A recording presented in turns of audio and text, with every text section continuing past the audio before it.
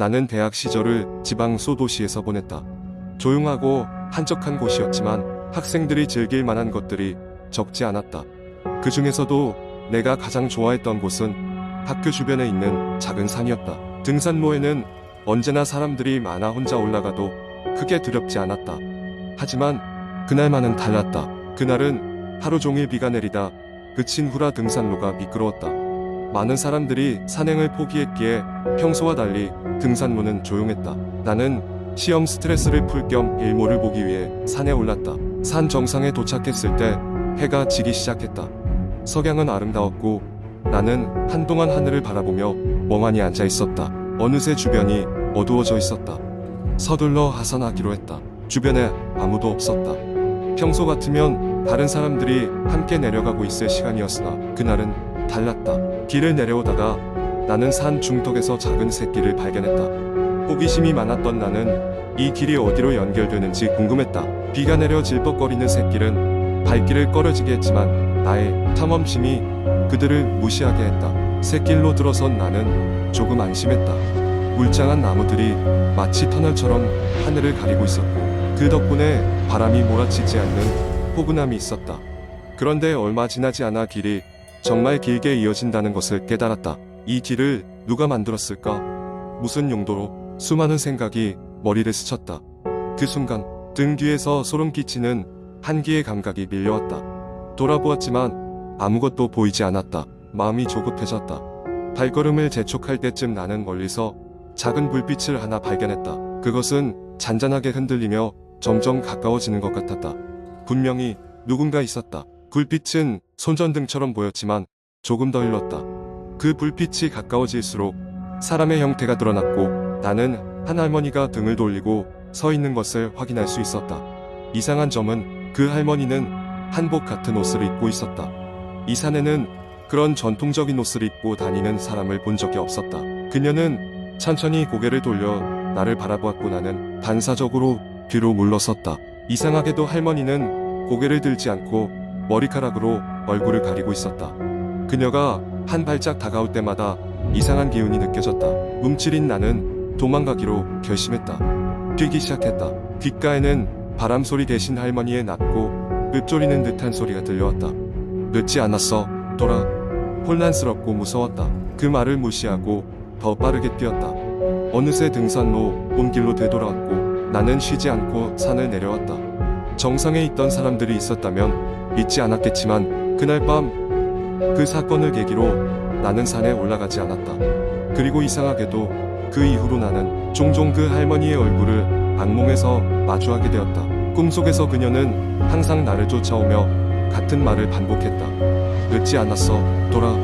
며칠 후 나는 그 산의 전설을 알게 되었다. 과거 그 일대에 작은 마을이 있었고 주민들이 집단으로 실종된 사건이 있었다는 것. 사람들은 그들이 산의 영혼들에게 끌려갔다고 수군댄단다. 악몽은 쉽게 사라지지 않았고 그 일을 다른 이에게 이야기하면 할수록 더 깊게 각인되었다. 일부 친구들은 나를 위로해줬지만 그날 이후로 나는 그 산 근처조차 가지 않았다. 늘 머릿속에는 그 할머니의 소리가 어른거렸다. 시간이 지나 그 경험은 내 머릿속에서 흐려졌지만 아직도 산속의 그 샛길을 다시 떠올리면 가슴이 뛰는 것을 느낀다. 누군가 그 길로 들어선다면 그들은 그때의 나처럼 두 번 다시 돌이킬 수 없는 무언가를 마주하게 될까 두렵다. 두 번째 이야기. 어느 날 서울의 한적한 주택가에 위치한 작은 집에서 대학생인 지민은 방학을 맞아 홀로 시간을 보내고 있었습니다. 가족은 여행을 떠났고 그는 이번 기회에 혼자만의 여유를 즐기기로 했습니다. 그는 평소에 호러 영화를 즐겨봤지만 이번에는 인터넷에서 떠도는 공포썰을 읽어보기로 했습니다.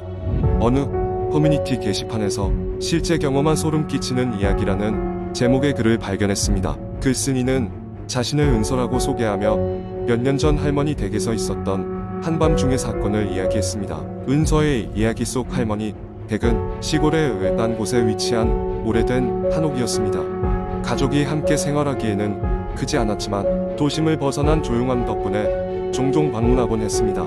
그날 밤 은서는 할머니와 단둘이 있었고 할머니는 잠자리에 들기 전 오래된 이야기를 들려주었습니다. 그 이야기는 오래전 이 집에 살았던 가족 중 한 명이 기이한 사고로 생을 마감했다는 내용이었습니다. 이후로 집안에서는 밤마다 이상한 소리가 들렸다고 합니다.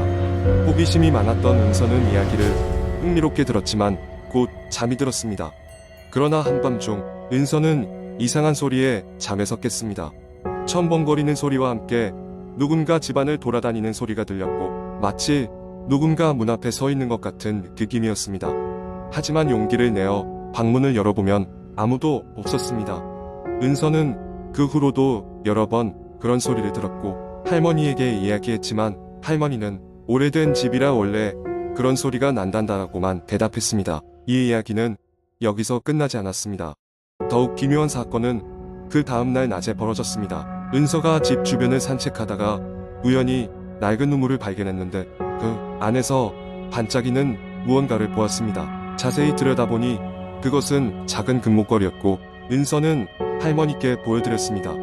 할머니는 목걸이를 보고 순간 놀라며 그 사고로 가족을 잃은 날 목걸이가 사라졌다고 이야기했습니다. 지민은 이 이야기를 읽으면서 처음엔 가벼운 마음으로 시작했지만 점점 몰입하게 되었습니다.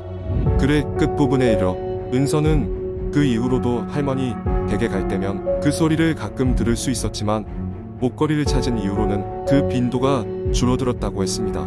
이는 마치 누군가 자신이 잃어버린 소중한 물건을 되찾고 안정을 찾은 것 같다고 은서는 글을 마무리했습니다. 지민은 글을 다 읽고 나서도 한동안 멍하니 화면을 바라보았습니다. 차분히 눈을 감고 그런 비슷한 이야기를 스스로 상상하며 방금 읽은 이야기의 여운을 즐겼습니다. 그러나 갑자기 방 안의 서늘한 공기와 창밖에서 들려오는 바람 소리에 다시 한번 긴장감을 느꼈습니다. 호러 이야기는 단순한 상상 속 이야기일 뿐이지만 그의 마음속 깊은 곳에서는 이상한 두려움이 피어오르고 있었습니다. 그날 밤 그는 깊게 잠들 수 없었습니다. 자꾸만 은서의 이야기가 떠올랐고 집 안 구석구석에서 작은 소리에도 예민하게 반응하게 되었습니다. 침대에 누워 창밖을 바라보던 지민은 문득 창문에 비치는 자신의 얼굴 너머로 어딘가 또 다른 그림자가 보이는 듯한 착각을 느꼈습니다. 그때 머릿속에 그 이야기가 다시금 맴돌았습니다. 혹시 나도 그 목걸이처럼 뭔가를 찾아야 하는 걸까? 이후 몇 주간 공포 이야기를 읽고 난 뒤에 그 음습한 기분이 지속되자 그는 결국 친구에게 이 이야기를 털어놓기로 결심했습니다. 친구는 그저 웃으며 지민에게 말했다. 가끔은 그냥 이야기로만 들어야 해. 너무 심각하게 생각하면 오히려 내가 그 이야기에 휘말려 들어가. 지민은 그제야 그 말에 고개를 끄덕이며 다시 자신의 일상으로 돌아올 수 있었습니다. 그러나 때때로 그날 밤의 이상한 기분은 은근히 그의 마음속에 묻혀 있다가 조용히 떠오르곤 했습니다. 세 번째 이야기. 한국의 인터넷 커뮤니티에서는 종종 흥미롭고 무서운 공포 이야기가 공유되곤 합니다.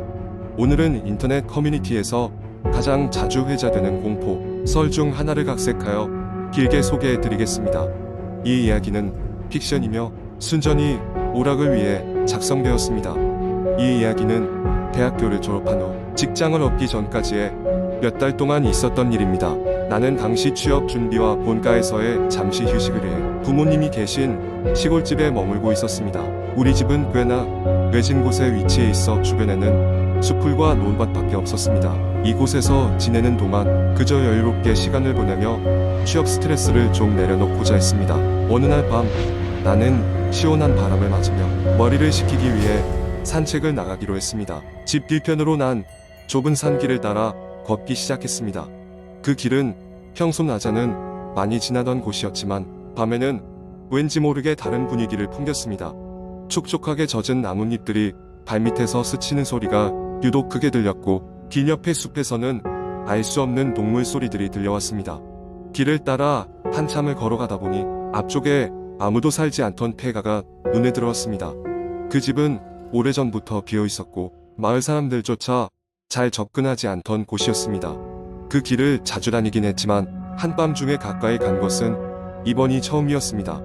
이미 집 앞에 다다르고 보니 호기심이 생겨 무심코 대문을 넘어가고 말았습니다. 지물벽에는 덩굴이 엉켜 있었고 창문들은 먼지에 뒤덮여 있어 오랜 세월 동안 방치된 집임을 알 수 있었습니다.